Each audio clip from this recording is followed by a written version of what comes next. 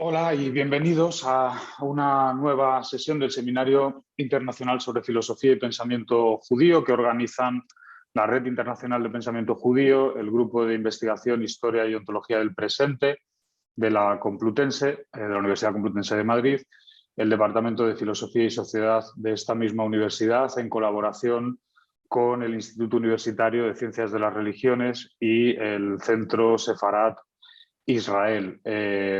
La de hoy es la última sesión de esta segunda edición del seminario, que corresponde al curso 21-22. Y pues para esta sesión de clausura, ¿no?, de esta segunda edición del seminario contamos con la presencia del profesor Daniel Chernilo, a quien presento muy brevemente. Daniel es sociólogo por la Universidad de Chile y doctor en sociología por la Universidad de Warwick. Actualmente es profesor titular de Sociología en la Escuela de Gobierno de la Universidad Adolfo Ibáñez, en Santiago de Chile, y profesor visitante del Pensamiento Social y Político de la Universidad de Loughborough, en Reino Unido. Sus principales temas de investigación son el nacionalismo, el cosmopolitismo y la historia del pensamiento social y político. Es autor de 6 libros y más de 60 artículos, varios de los cuales han sido publicados en diversos idiomas, en español, en inglés, en alemán, en italiano o en portugués.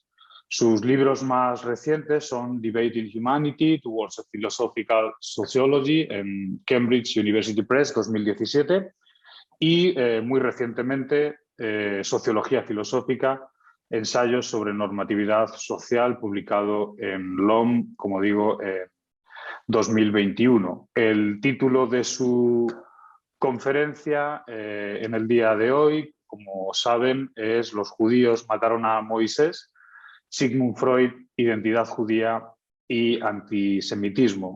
Con esto, Daniel, además de agradecerte, por supuesto, tu participación en el seminario, que es una gran oportunidad poder escucharte, pues te doy la palabra, con mucho gusto. Bueno, muchas gracias. Creo que Roberto tiene un archivo que les va a compartir. La verdad es que no hay 4 o 5 citas y hay una imagen, es simplemente para que acompañen la lectura. Yo voy a indicar cuando estén esas citas ya, cuando vaya a leer esas citas, pero es muy poquito. Solo antes de empezar, ya un poco por la presentación de Roberto, las canas y las arrugas, no soy un académico que esté empezando su trayectoria, pero sí es la primera vez que voy a hablar sobre Freud, es la primera vez que voy a hablar académica y no políticamente sobre judaísmo y antisemitismo, así que estoy genuinamente muy nervioso con lo que va a pasar, así que veremos. Así que bueno, voy a leer y ya veremos cómo conversamos después.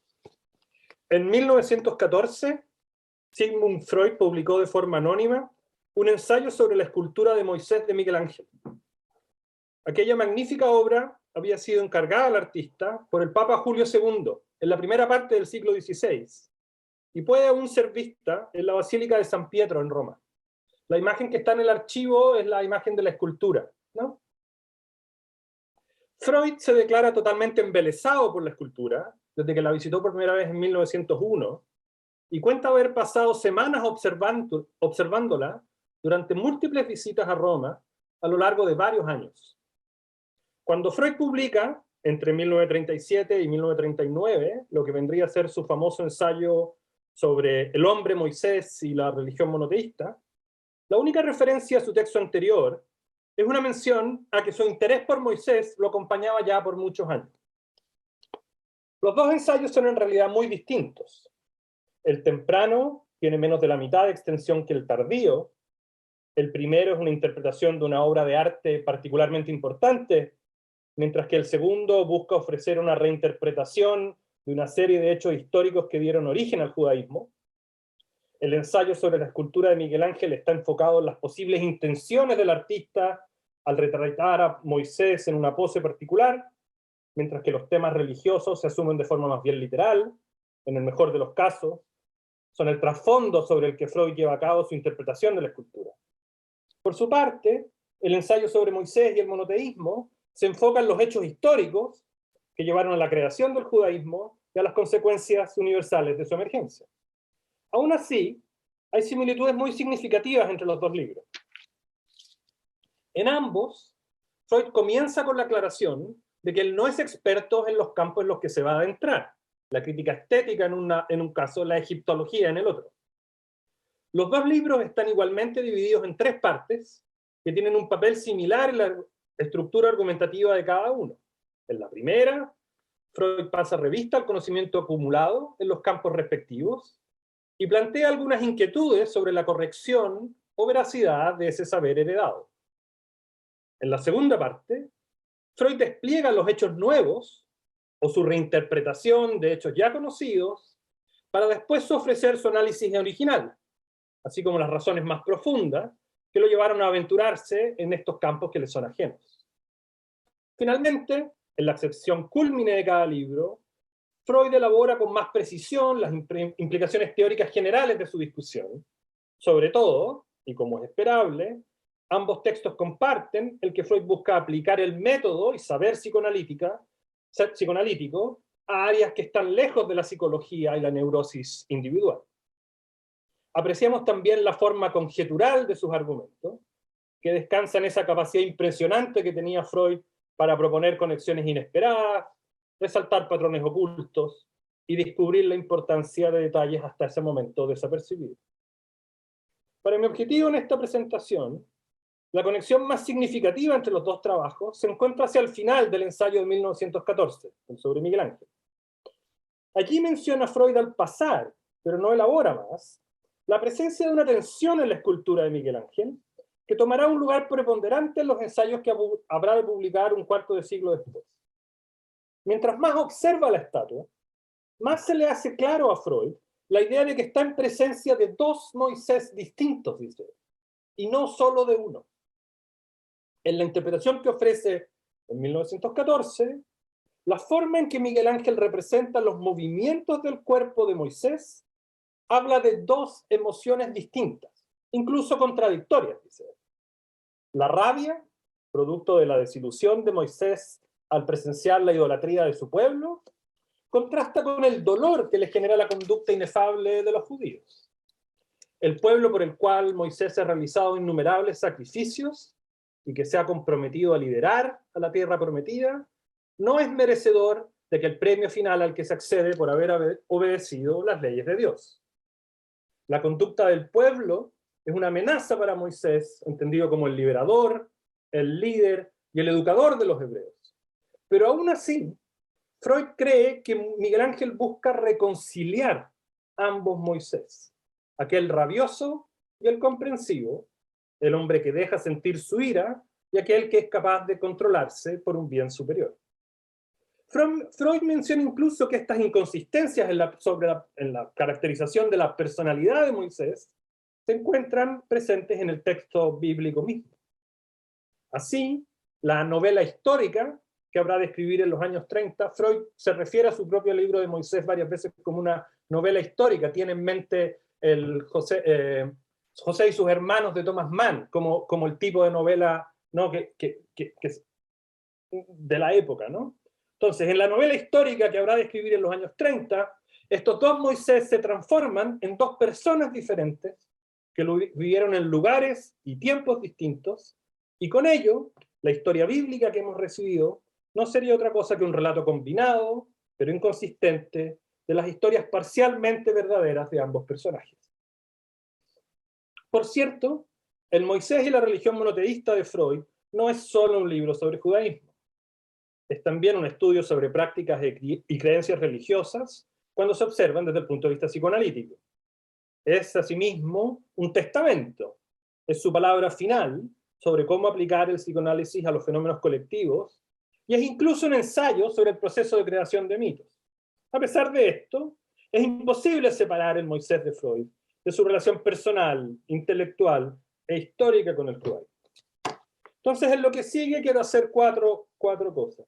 Primero, voy a repasar el argumento histórico sobre quién era y qué le sucedió a Moisés, según Freud. No asumo que todos recuerden exactamente lo que Freud plantea. En segundo lugar, voy a ofrecer una breve narración de la reacción mayoritariamente negativa que el Moisés de Freud ha recibido entre los autores del canon judío del siglo XX. Y aquí voy a aprovecharme, espero, la discusión de su saber para que me cuenten no de referencias que todavía no he sido capaz de encontrar. La tercera es que quiero resaltar lo que a mi juicio es el mejor argumento del libro. Para Freud, lo propio de la identidad judía es su carácter eminentemente híbrido, sincrético. La idea de hibridez es una idea que no me tiene para nada feliz, también hay que buscar posiblemente un mejor concepto, pero es esta idea lo que me parece a mí el argumento más interesante, el argumento positivo más atractivo de Freud. Y en último lugar, voy a criticar lo que a mi juicio es el argumento más débil del libro, que es que para Freud el antisemitismo es un prejuicio esencial, atemporal, inevitable de la civilización occidental. Partimos entonces con la historia que nos cuenta Freud. El personaje principal de la historia es un hombre de carne y hueso, en realidad dos hombres de carne y hueso, llamados ambos Moisés. En continuidad con las interpretaciones académicas de su tiempo, Freud se propone mostrar que el Moisés bíblico es un personaje histórico real que vivió alrededor del siglo XIV a.C. En esa época, bajo el reinado de la octava dinastía faraónica, Egipto se había transformado ya en un imperio mundial. Es decir, era un estado y una civilización que gobernaba sobre otros pueblos como un poder externo. Este desarrollo político hizo necesaria la aparición de una religión con un culto más universal, un culto que no estuviese vinculado únicamente a los dioses egipcios. Es en este contexto que alrededor de 1375 a.C., el faraón Amenhotep IV propone una serie de reformas que han sido comprendidas como la expresión temprana del monoteísmo. Surge así una fe monoteísta egipcia centrada en el culto de un dios nuevo, el dios Atón. El culto a Atón no se transforma nunca en un culto popular, pero las reformas de Amenhotep IV fueron tan radicales que terminaron siendo entendidas como herejía por las élites egipcias de la época, lo que desencadena una guerra civil. Dispuesto a mantener su culto a toda costa, Amenhotep IV cambia de nombre, Ignatón o Akenatén, que son las dos traducciones que se dan, abandona Tebas, que era la capital del imperio, y funda una nueva capital, Akenatón, Amarna. ¿Sí? A pesar de todo esto, el experimento monoteísta de Akenatón tiene muy corta duración. El culto egipcio anterior, el que hemos entendido como politeísta, renace con su muerte, y no solo eso, sino que se hace desaparecer todo rastro de esta herejía. La evidencia arqueológica sobre la existencia de Akenatón se mantiene oculta hasta mediados del siglo XIX, ¿no? Cuando la nueva antropología británica y alemana empiezan a reconocer este periodo de la historia egipcia. Y ese es el universo intelectual en el que se mueve Freud. Su intuición es que, producto de esta nueva evidencia egiptológica y arqueológica, ahora es posible finalmente resolver el gran misterio de quién es realmente el hombre Moisés. De acuerdo con Freud, entonces, Moisés es un seguidor egipcio de Akenatón que, una vez muerto el faraón, no está dispuesto a renunciar al culto monoteísta. Freud sugiere que Moisés es muy probable un miembro de la élite, un sacerdote, que decide continuar con su religión a través de su relación con un pueblo nuevo. Freud no es el primero en afirmar que Moisés es egipcio, solo toma, creo que, de la tesis de Selig. Pero la pregunta verdaderamente importante para él es de dónde viene entonces la construcción mítica de que Moisés era judío. Afirmar que Moisés fue egipcio es una cosa, algo muy distinto es sostener que ese egipcio es nada menos que el fundador, el creador del pueblo judío. Freud hace notar que hay entonces algo muy extraño en la historia bíblica de Moisés. Si bien mitos como estos son comunes, en la mayoría de ellos, el héroe tiene un origen noble y son las circunstancias externas la que lo hacen crecer en un ambiente humilde. Sin embargo, la historia de Moisés funciona exactamente al revés. Moisés es un humilde niño hebreo que crece en una familia noble, egipcia noble, y que solo retorna de adulto a su pueblo como libertador. Para Freud, descifrar la historia real de Moisés implica entonces desentrañar las razones a la base de esta inversión. La primera pista para ello la encuentra Freud en el hecho de que Akenatón hubo transformado el politeísmo egipcio ya en un proto-monoteísmo. Si Moisés el egipcio ya era monoteísta, el establecimiento del judaísmo no debe comprenderse como un rechazo, sino más bien como una continuidad con la civilización y la cultura egipcia.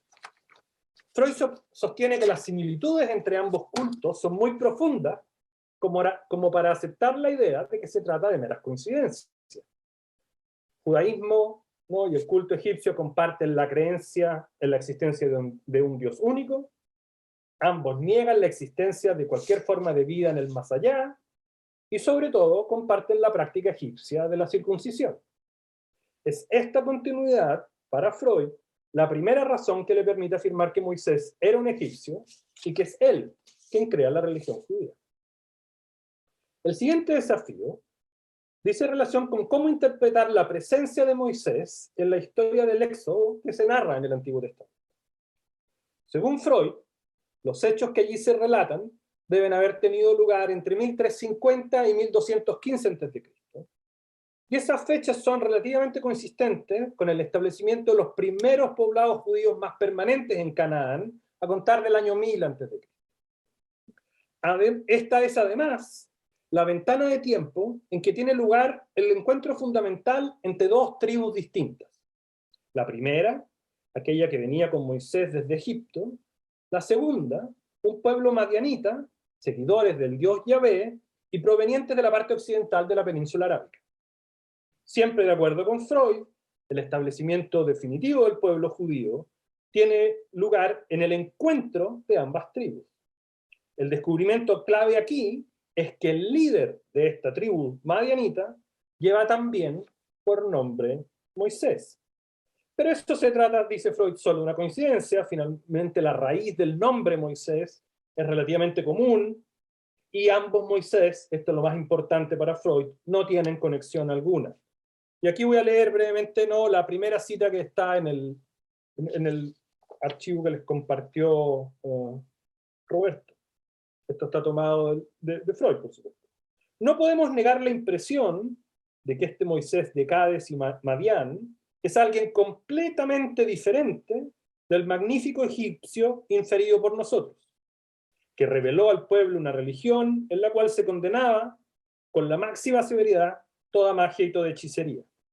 Uno está justificado para separar a ambas personas y para suponer que el Moisés egipcio nunca estuvo en Cades, ni oyó nunca el nombre Yahvé, y que el Moisés medianita nunca había pisado Egipto, y no sabía nada de Atón. Con el fin de fusionar ambas personas, sobre la tradición o la formación de leyendas, recayó la tarea de llevar al Moisés egipcio hasta Madián. A pesar de que estamos en presencia de dos hombres distintos, la historia bíblica los combinó de tal forma que se crea el mito de Moisés del Antiguo Testamento. Pero este evento sincrético tiene aún una consecuencia adicional. Él conduce a la reaparición de un evento traumático que había permanecido reprimido por siglos entre los hebreos provenientes de Egipto. Estos hebreos hicieron algo que no tiene perdón alguno. Cometieron un crimen tan terrible que ningún pueblo puede recordarlo libremente ni hablar sobre él. A pesar de haber confiado en Moisés para liderar su salida de Egipto, los hebreos fueron incapaces de ajustarse a los estándares éticos elevados que exigía este monoteísmo. Y aquí viene la segunda cita de Freud que ustedes tienen. El pueblo judío de Moisés era tan incapaz como los egipcios de la 18ª dinastía para soportar una religión tan espiritualizada, para hallar en los ofrecimientos de esta una satisfacción a sus necesidades. En ambos casos sucedió lo mismo. Los tutelados y desposeídos se sublevaron y se desembarazaron de la carga de la religión que se les había impuesto. Pero mientras los dóciles egipcios esperaron que el destino hubo eliminado la persona sagrada del faraón, los indómitos semitas tomaron el destino en sus manos y quitaron de en medio al tirano. En su vagar sin rumbo por décadas, los judíos se rebelan contra Moisés, lo asesinan y después, en una mezcla de culpa, vergüenza y represión, encuentran una forma de borrar todo rastro de tal asesinato. Pero frente a una tragedia de esta envergadura, el arrepentimiento, piensa Freud, es inevitable, por lo que mientras más se niega el crimen, más energía se invierte en ensalzar la muerte del héroe. A tanto llegó el fanatismo y la culpa, que finalmente Moisés es transformado en judío.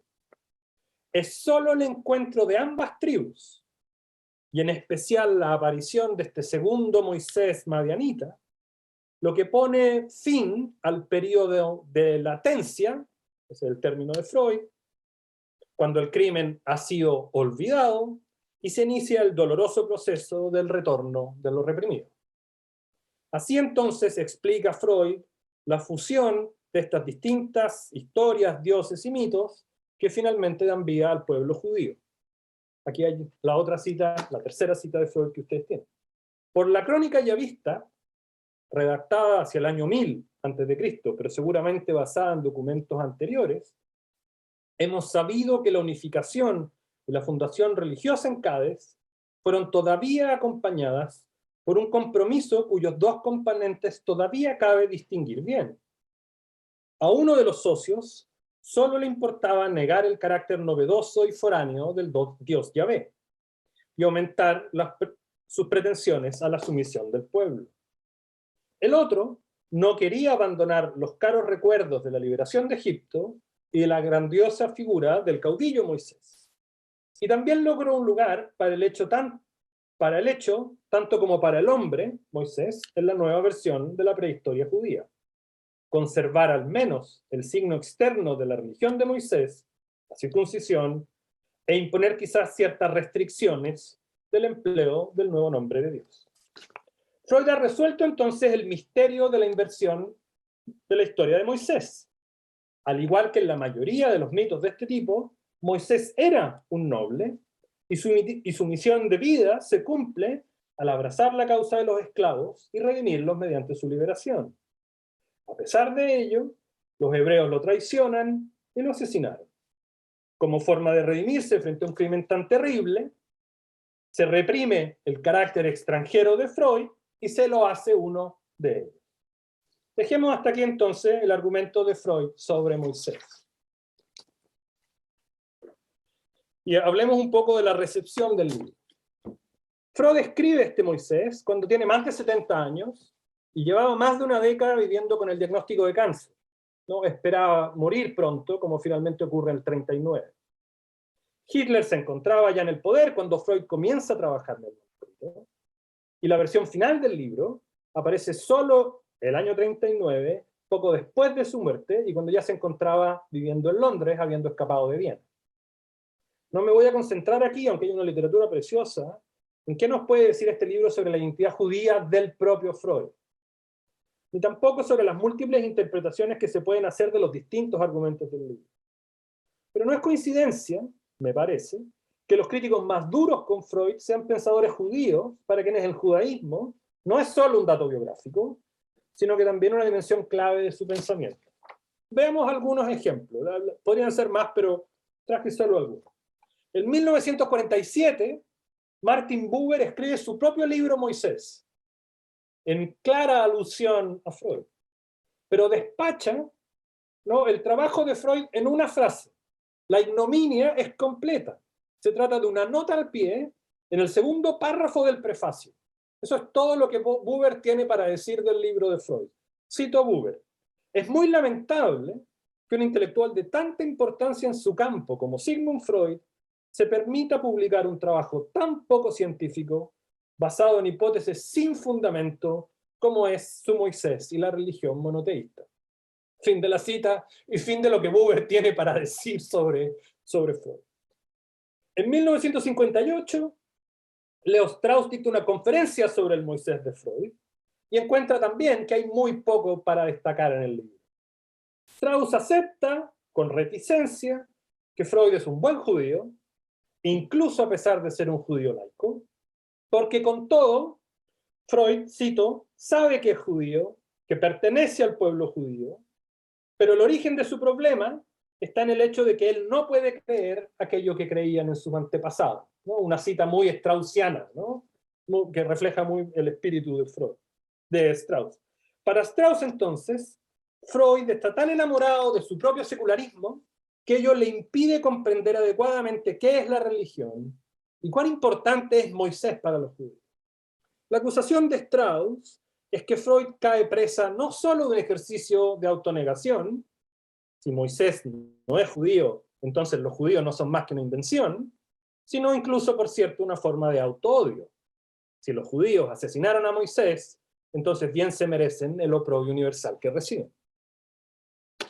Entre los años 70 y principios de los 80, Hans Blumenberg, ¿no?, que tiene su propia relación conflictiva biográfica con el judaísmo, escribió muy críticamente sobre el Moisés de Freud, pero decidió no publicar esa crítica en vida.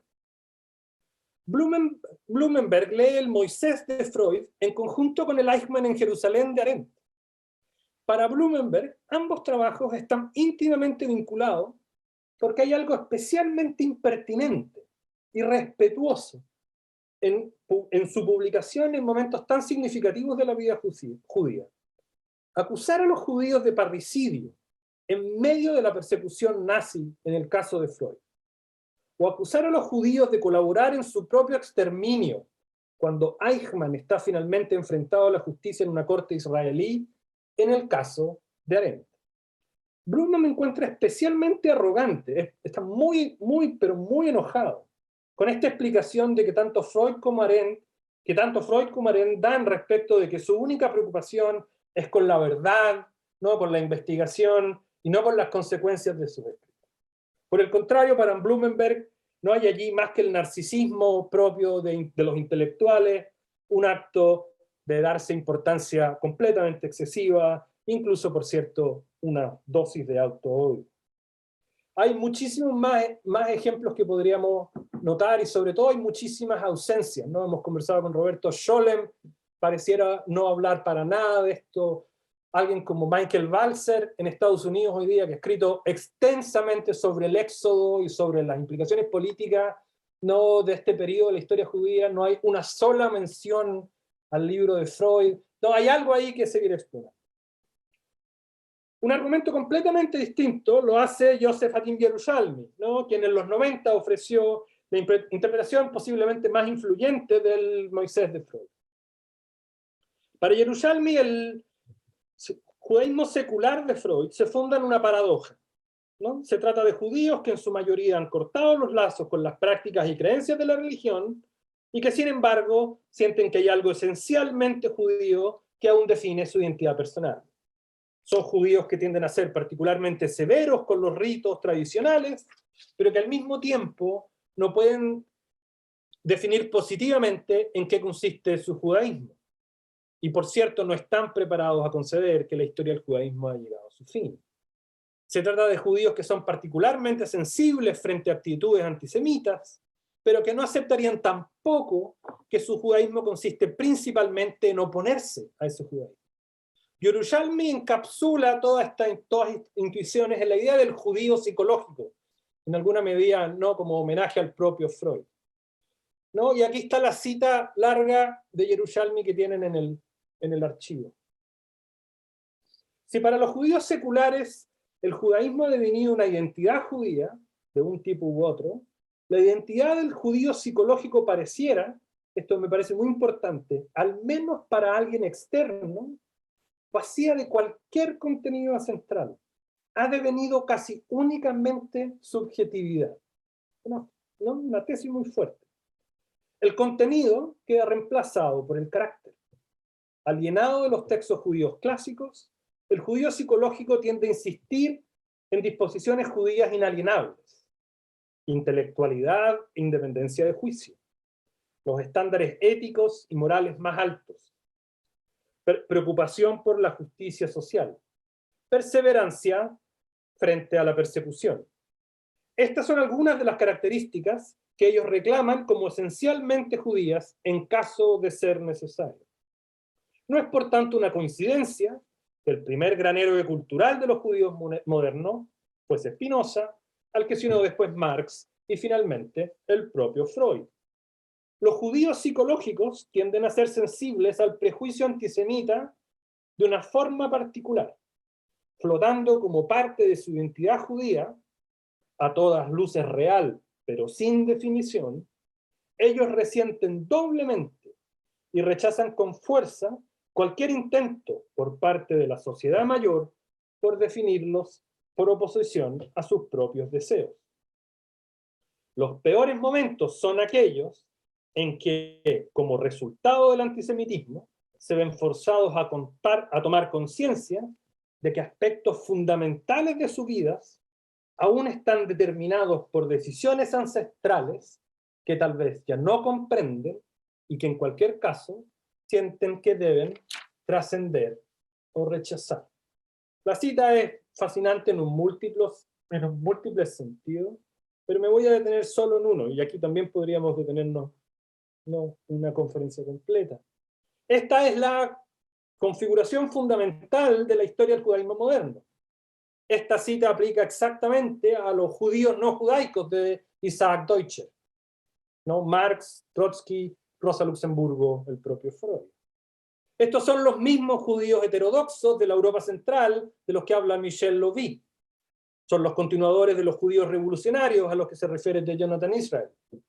Son los judíos iconoclastas de los que habla Paul Ricoeur, y son los judíos sin Dios de los que habla Peter G. La pregunta entonces, y para eso vamos a volver un poco a Freud, es ¿qué es la identidad judía y qué rol juega en ella el antisemitismo? La fría recepción que, como vimos, los intelectuales judíos del siglo XX dieron al libro, me parece puede explicarse en el hecho de que al hacer de Moisés un egipcio, Moisés estaría rechazando la posibilidad de una vida judía autóctona, endógena, que se sostiene en sí misma. Si el fundador de los judíos es un extranjero, en la práctica Freud niega a los judíos la independencia, que es condición de posibilidad para que un pueblo afirme su derecho a una vida autónoma. Si el fundador de los judíos es un egipcio, y si su principal contribución a la civilización occidental, el monoteísmo, es también foránea, entonces la conclusión inevitable pareciera ser que los judíos son efectivamente un pueblo parasitario que vive de los avances y desarrollos de otros grupos humanos. Esta me parece una interpretación demasiado estrecha y también me parece sociológicamente poco plausible en relación con el propio devenir de la identidad judía. Por el contrario, mi hipótesis es que al afirmar el origen egipcio de Moisés, Freud postula que el dato esencial de la vida judía es su carácter esencialmente híbrido. Sostener que esa es la tesis principal de Freud sobre la identidad judía tiene la consecuencia, creo, de transformar su argumento en uno positivo, afirmativo, respecto del presente y el futuro del judaísmo. Puesto que el judaísmo tiene sus orígenes en la combinación de distintas tribus y credos, así como en la adopción de un Dios no nacional, este sincretismo se mantiene como el elemento definitorio de la vida judía hasta nuestros días. Si el fundador de los judíos es egipcio, si la religión judía es la combinación de la fe de Adonai y de la fe de Yahvé, si el judaísmo moderno está dividido entre sus variantes religiosas y seculares, sionistas y asimilacionistas, entonces Freud no hace del judaísmo una identidad parasitaria, sino que justamente está indicando una forma alternativa de comprender en qué consiste la vida judía. Esta es la forma en que Freud se hace parte de esa generación de pensadores heterodoxos que definieron su relación personal con el judaísmo en buena medida por oposición a la manera en que el judaísmo se presente frente al mundo e incluso muchas veces como el judaísmo se ve a sí mismo. Un pueblo testarudo, que no puede ni quiere cambiar, un pueblo cuya única lealtad permanente es mantenerse apegado, sin cambios ni excepciones, a la ley de Dios.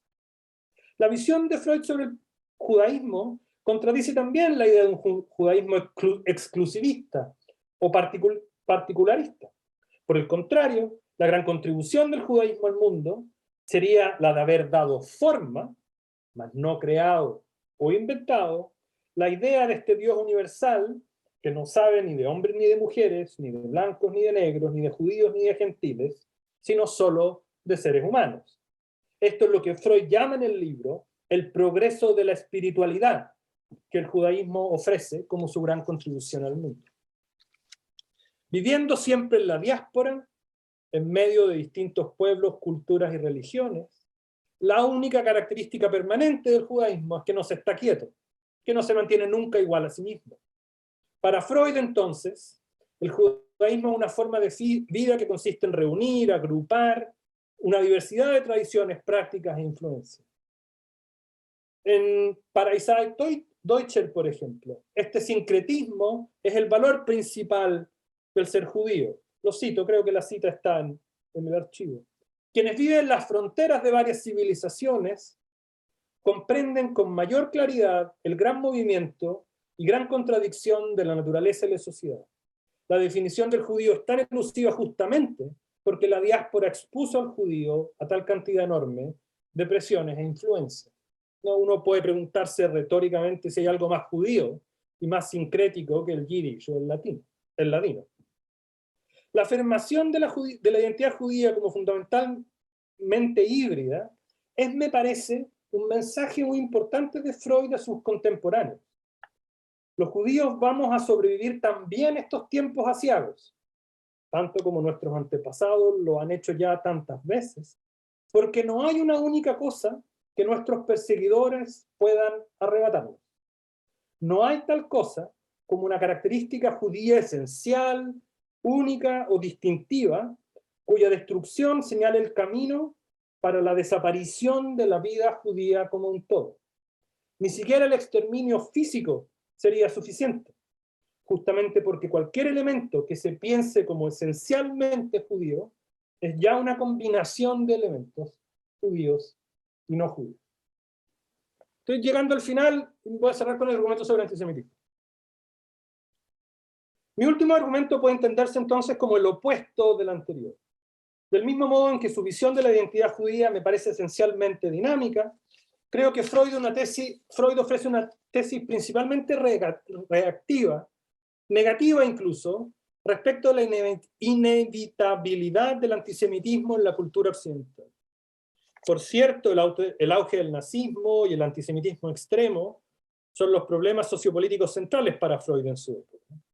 Pero su argumento respecto al antisemitismo es en realidad atemporal. Sostengo entonces que hay una dimensión esencialista sobre la preponderancia del antisemitismo como un elemento constitutivo, para decirlo en los términos de Freud, de la pulsión de muerte que sería propia del malestar en la cultura. Múltiples comentaristas del libro han observado la lógica algo torcida, perversa casi, con que Freud parece culpar a los judíos del odio del que son víctimas. Cito aquí, es la última cita que tienen ustedes, a Elisabeth Rudinescu, ¿no? la gran filósofa y psicoanalista francesa. Freud le ha cambiado el sentido a la principal queja antijudía, a saber, el rechazo de los judíos para aceptar que mataron a Dios. El pueblo judío, dice Freud, insiste en negar el asesinato de Dios y los cristianos nunca cesan de acusar a los judíos de ser deicidas, porque ellos están libres del pecado original desde que Cristo, como sustituto de Moisés, sacrificó su vida para redimirlo. Si la cristiandad es una religión del Hijo, que confiesa ese asesinato y lo redime, el judaísmo es aún la religión del Padre, que se niega a reconocer el asesinato de Dios. Y a los judíos se los persigue aún por la muerte del Hijo, de la que son inocentes. Freud concluye que es esta negación la que expone a los judíos al odio de los otros pueblos.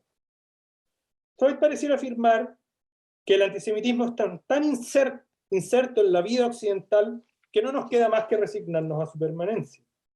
La justificación de este enfoque ahistórico sobre las causas de los sentimientos antijudíos se construye a partir del hecho de que el parricidio es el crimen fundamental sobre el que se basa toda civilización, toda cultura y toda religión.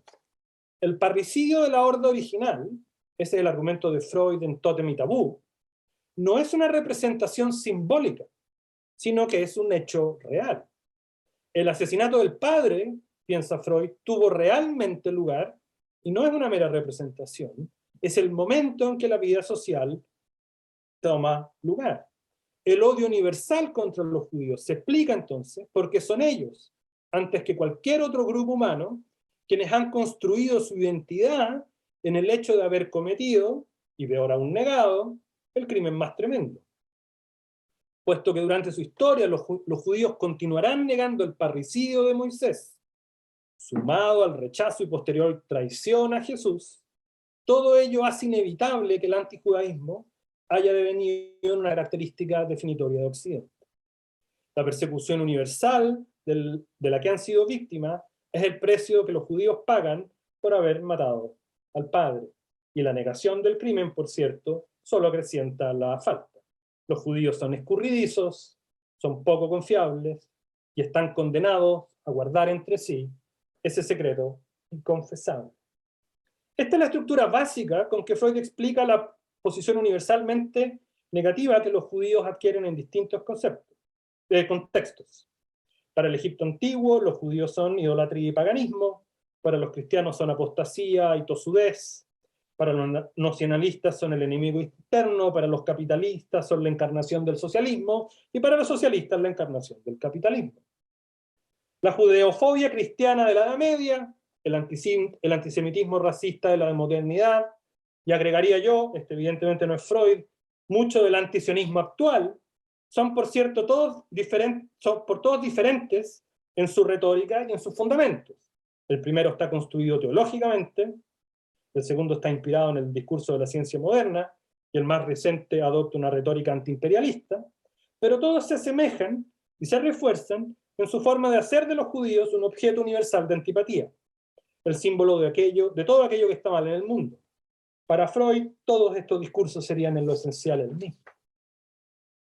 El antisemitismo no es una forma de racismo para Freud, no solo porque las razas puras no existen, sino porque la intensidad del odio contra los judíos no puede explicarse por razones biológicas, por causas biológicas. Para Freud no tiene sentido entonces desarrollar un argumento científico sobre las causas y significado del antisemitismo moderno, porque justamente la porfía y ubicuidad del antisemitismo requiere ubicar sus causas en un nivel más profundo, definidos siempre mediante estos rasgos negativos: esclavos, herejes, testarudos, doble cara, parásitos, enemigos. Como ya dijimos, el odio contra los judíos sería la actualización transhistórica del instinto de muerte. Freud parece quedar atrapado en la conclusión de que la verdadera explicación del antisemitismo yace más allá de la historia. Así, la paradoja final de su argumento es que esta comprensión metafísica del antisemitismo es posible y en buena medida está construida a partir de su tesis de que lo más propio de la identidad judía es precisamente su historicidad. Su concepción de la creatividad y fluidez de la identidad judía híbrida o sincrética se compensa, para decirlo de alguna manera, con la universalidad del sentimiento antipatía que los judíos nunca dejan de generar. Les pido disculpas por la extensión de la charla y les agradezco muy sinceramente la atención.